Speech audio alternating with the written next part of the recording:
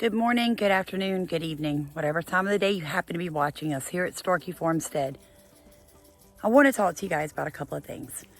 I want to talk about regenerative agriculture and how we can save the world, all of us, including you, by using the land God has given us to grow food. So this area is in its second year of no-till organic regenerative farming. This used to be nothing but monocropped grass. When we started 2 years ago, really 2.5 years ago, all of this was just green grass. That's it. It didn't produce anything that would keep my family and my community from starving in case of a world war or another pandemic or anything like that. And what God has taught Stephen and I over the past 3 years is that you don't need heavy machinery. You don't need expensive inputs to grow your own food. Now, of course, the frost has hit and all of our summer vegetables are dying. But notice one thing that's a little bit different than a conventional farm is we left it all.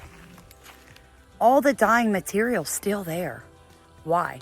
Because it looks messy, and a lot of people are like, I don't want my yard to look like that.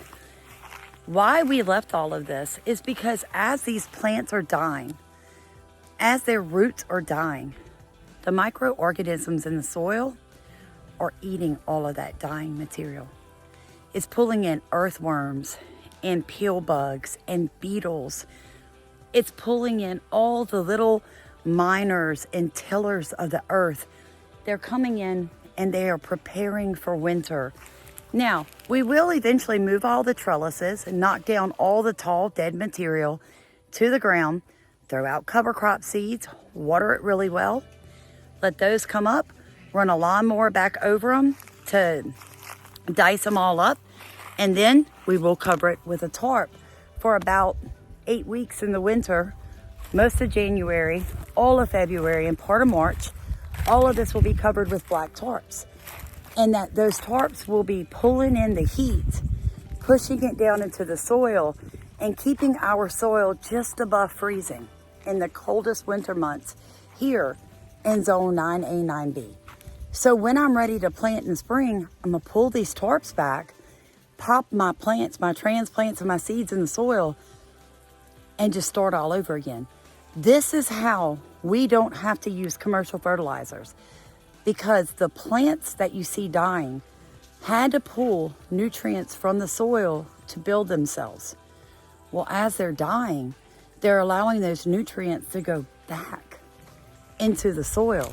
Therefore, the plants that grew this year will literally grow my next crop. Now, I do supplement with things like compost made in our chicken coop, worm castings made by our red wigglers, and biochar, which I make in a pit across the yard over there.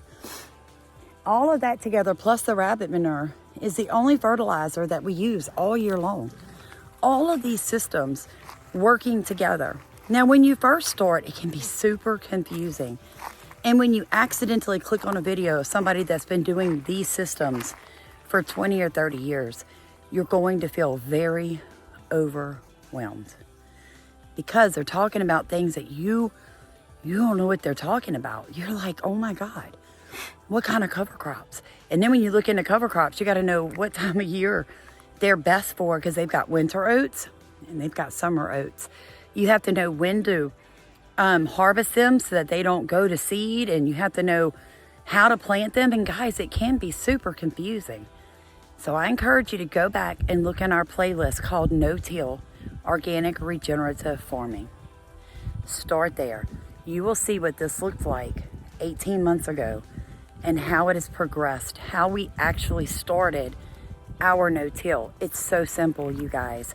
I don't understand why we farm any other way in the world when you can farm like this and nail it every single time. To make sure that our chickens are getting a balanced, healthy diet, we bring in the greens to them, except for when they free range, which happens to be during the winter months when the garden is not in full swing. Otherwise, everything gets brought to their pen and they compost in here for me.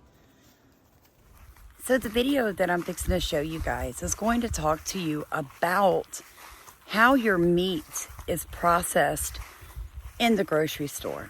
Now, I'm not showing this to you to make you feel discouraged, because I understand. I remember being a young mother who was a breastfeeding mother, all 4 of my kids.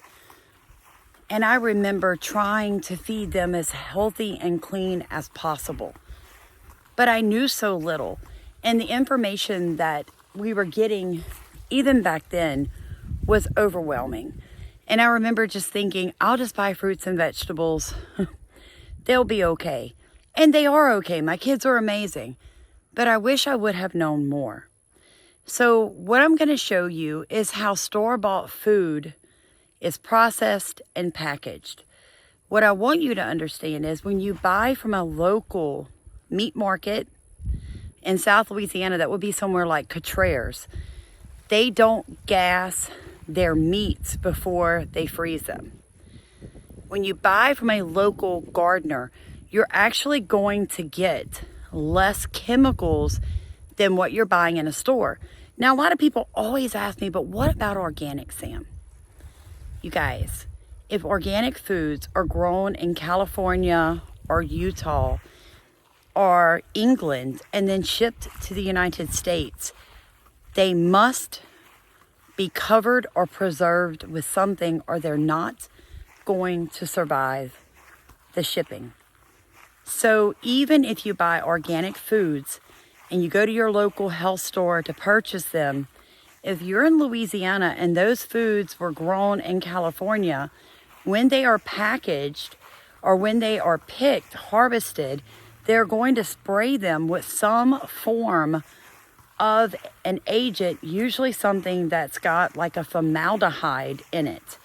And that way it keeps it from decomposing. Otherwise, the natural decomposition process starts immediately upon harvesting. You honestly should never ingest fruits or vegetables that are more than, say, 2 or 3 weeks old, because after that, there's just nothing good left in that fruit and vegetable. Meats can be very similar, especially if they are not frozen immediately upon butchering. So enjoy this video, let it educate you, not scare you, and let it help you begin to figure out how you're going to feed your family a little more healthy.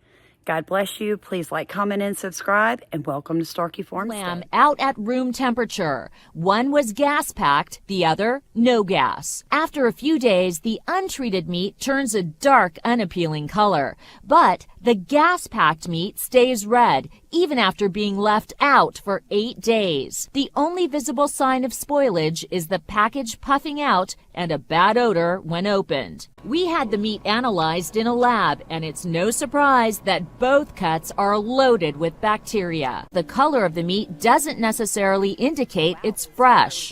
Even cases at the grocery store, like your fresh sliced stuff, they pump that gas in the case to hold that stuff that color. Holy moly. Yep.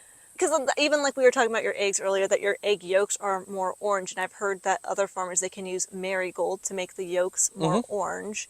And so I was thinking maybe with the cows, they were feeding the cows something that made it more red. To pigment it more red. Nope, it's gases. And I've seen different packaging where they put things like potato starch or other fillers in there. I don't know if it's to actually fill it up to make it heavier, or if it's because it's just going to preserve it and keep it longer. Sometimes it's preservatives. You know, they, depending on what the product is, there can be all kinds of things put in there to preserve fresh shelf life, because that's, at the end of the day, that's what the commodity industry is trying to figure out, is just how can we make this last as long as possible on the shelf, which typically means how can we kill this thing or pump it full of artificial things, because things that are like things that have life, when they die, they decompose. And so that's actually what's supposed to happen. And so their goal is to how to take things and like strip all the life out of it, or add artificial things in that prevent that decomposition, which isn't all that great when you then subsequently eat it. Right? Because then you're filling yourself with things that are supposed to prevent decomposition, and you are a living organism that typically doesn't need that. You know, infamously, now this is not any, this has been done away with, but there was a time where they put formaldehyde in milk, because it formaldehyde is an embalming agent. is what they put in bodies so they don't decompose. Okay. Yeah. It does make the shelf life of milk tremendously longer. So why don't you pasteurize your milk? Because that is the newer thing to do to keep the shelf life. Yeah, yep. Pasteurization keeps the shelf life long. One of the reasons that we don't, and the main one is like the milk, as long as it's produced in a clean environment and the cows are eating grass, the pH of their bloodstream is completely different, and the quality of the milk is different, and that milk is actually biologically active, and it has the enzymes in it that allow your body to digest it. And so you get way more out of it. However, from the confinement dairy standpoint of things, those animals don't get any grass. They're eating grain and all kinds of other mixes. It changes the pH in the cow, and it actually dramatically increases the bacteria levels in the milk. And then you get some really nasty stuff in there. And so their solution was, oh, if we boil it, we kill everything, and then it's fine. Well, there's some real downsides to that, like it's inert, it's dead, your body doesn't have a way to digest it, and so you're killing all the good things in it. They have to, because if you just drink that raw, then it would be pathologically dangerous.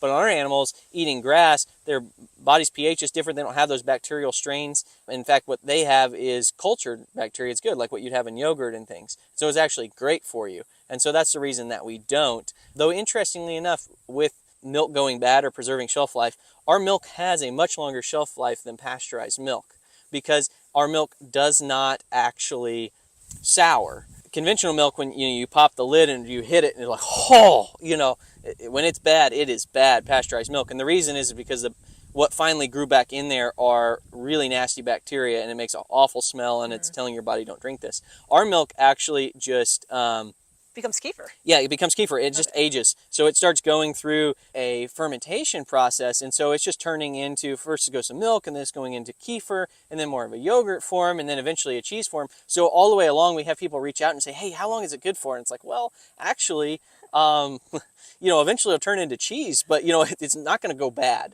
right? Oh, wow. As long as you keep it at the right temperature. So our milk actually lasts longer than pasteurized milk, but it's just going to be doing in that fermentation process as it ages. And then with cows, people have this fear that cows are taking a lot of water. They use 10 bathtubs full of water. Their cow burps, their cow farts, all the carbon that's put into the air, and that they take a lot of land. That's a whole lot of questions, but we're taking really quick as we've got to see part of our farm and taking you around. I think it matters how it's done. So there is a way that cattle can be extremely derogatory to the land and can be really destructive. But there's also a way to manage cattle where they can be incredibly beneficial to the land and actually regenerate a landscape.